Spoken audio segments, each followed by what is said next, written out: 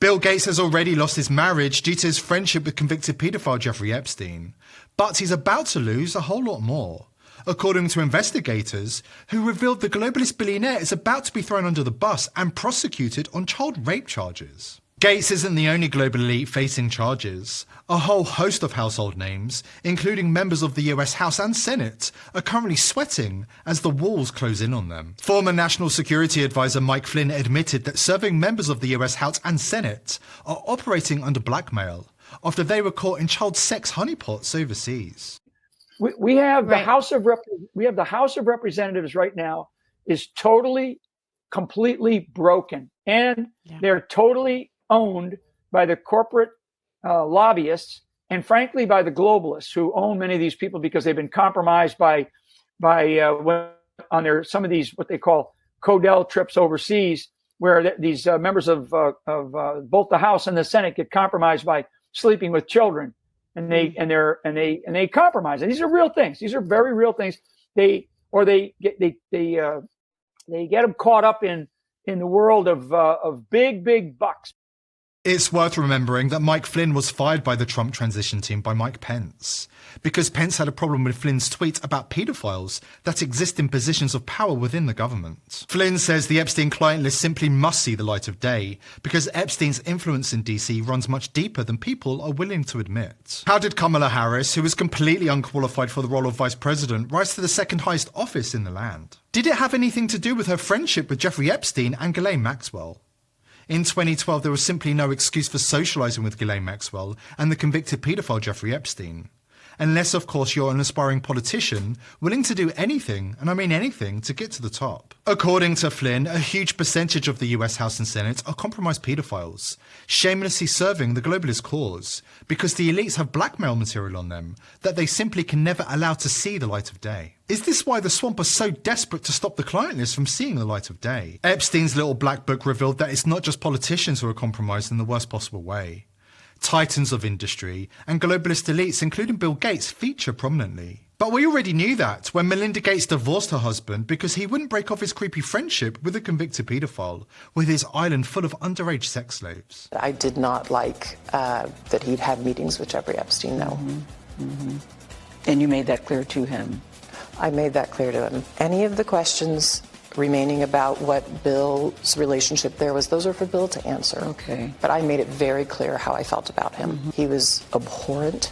He was evil personified. I had nightmares about it afterwards. Make no mistake, the people are waking up and demanding justice all around the world, and the global elite are feeling the heat. Earlier this week, a brave man asked Hillary Clinton if she could explain why her husband Bill visited Epstein's Little St. James Island, better known as Paedophile Island, 26 times. Rather than receiving a standing ovation for asking the question, the liberal audience booed and the man was physically dragged out of the venue by Hillary's goons. Then you want somebody who's going to get up every day. Hey Hillary, why'd your husband visit Epstein Island 26 times?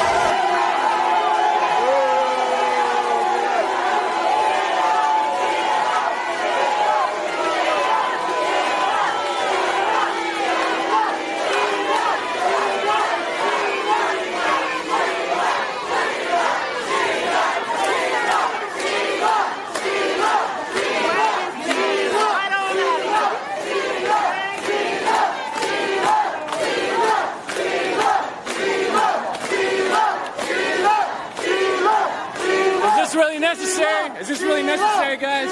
Is this really necessary?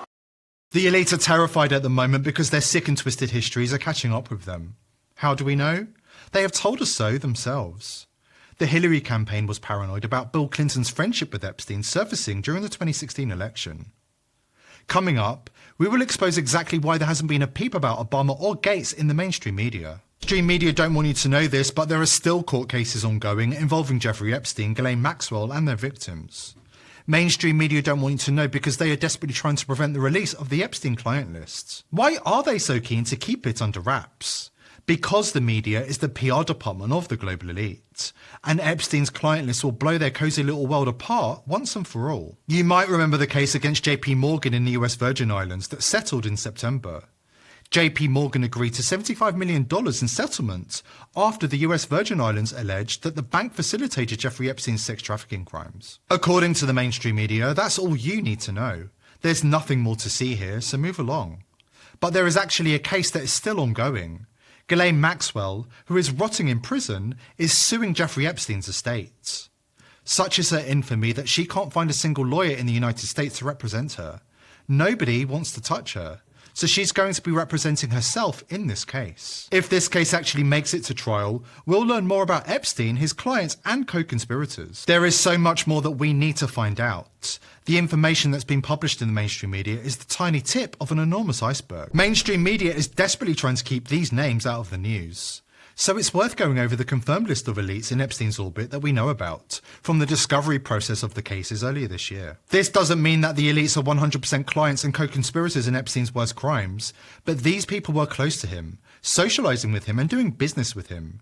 These are the elites we know for sure were in Epstein's ring. Tom Pritzker, Hyatt Hotels chairman. Sergey Brin, Google co-founder. Mortimer Zuckerman, real estate mogul. Jess Staley, former JP Morgan CEO. Lawrence Summers, Bill Clinton's Treasury Secretary. Ehud Barak, former Israeli Prime Minister. Woody Allen, Hollywood director. Barnaby Marsh, author and philanthropist. Glenn Dubin, billionaire hedge fund manager. Catherine Ruemmler, Obama White House counsel. Professor Noam Chomsky. Jamie Dimon, JP Morgan Chase CEO. Reid Hoffman, LinkedIn co-founder and Trump hater. And perhaps most disturbing of all, William Burns, Biden's current CIA director. All of these names are noteworthy, and it's worth digging deeper into all of them. Take Jess Staley, for example. He was so close to Jeffrey Epstein that they sent emails to each other that were almost romantic. Some of their emails were leaked during the discovery process of the court cases, and they contained disturbing references to Snow White and Beauty and the Beast. What kind of grown men send each other regular emails discussing Snow White and Beauty and the Beast? Epstein and Daley clearly weren't really talking about the Disney films in these emails. We know that paedophiles use secret code words to discuss their crimes. The People's Voice broke the news in 2016 that John Podesta's emails, published by WikiLeaks, contained paedophile code words. According to the FBI, pizza is code word for young girls, hot dogs for young boys. Paedophiles use food-related words including pizza, hot dogs, and walnut sauce, among others, when discussing things that are clearly not really about food. It's clear that the Snow White references in the emails between Daley and Epstein are code words. We don't know what the code words mean, but we're guessing that it has something to do with child sex trafficking. Then there's Tom Pritzker, the chairman of Hyatt Hotels, who was also very close with Jeffrey Epstein. He was listed in Epstein's little black book as numero uno, or number one. He was clearly very important to Jeffrey Epstein. So what do we know about Pritzker? He has previously been accused of sexual assault. This came out in the lawsuit between Maxwell and Epstein victim Virginia Giuffre. He is also the cousin of Illinois Governor J.B. Pritzker, and like the rest of his family, Tom is obsessed with pushing the trans agenda on children.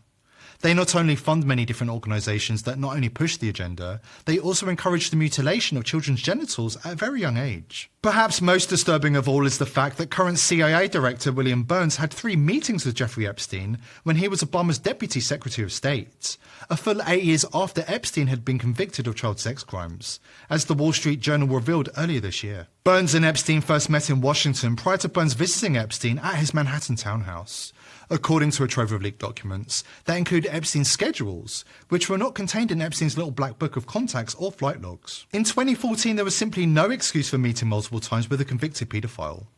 But it gets even worse. Obama's personal White House attorney, Catherine Ruemmler, also had dozens of secret meetings with Epstein, none of which were disclosed at the time or explained by the Obama White House. If the mainstream media won't do their job and report on real news, then somebody has to do it. Here at the People's Voice, we are determined to continue exposing the crimes of the elite and reporting on the real news that the mainstream media is suppressing.